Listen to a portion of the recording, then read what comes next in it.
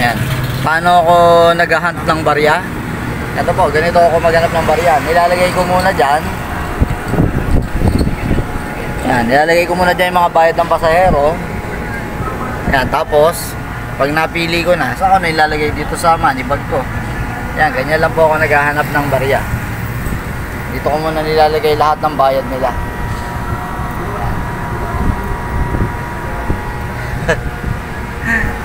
Bilang isang tricycle driver, ayan, isa sa libangan ko talaga yung mag-hunt ng barya. Welcome po sa Jess Coin Collection. Ito po yung mga collection ko ng coins sa nakalipas na 4 na dekada.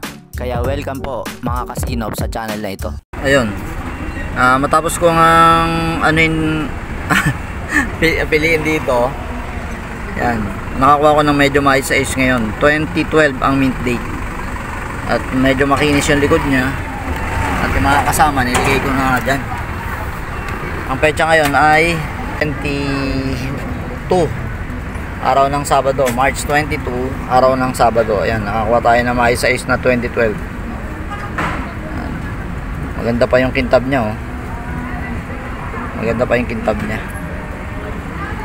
Kahapon 21 ng March, wala ako nakuha maghapon.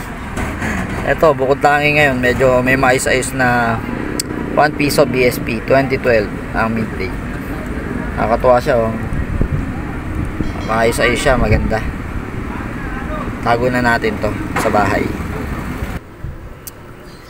Ginatang mais. Dati piso lang isang ganito. Ngayon 25 pesos na. Grabe talaga yung mga paglipas ng panahon, no? Yung dating piso lang ganito, ngayon 25 pesos na. Like, subscribe,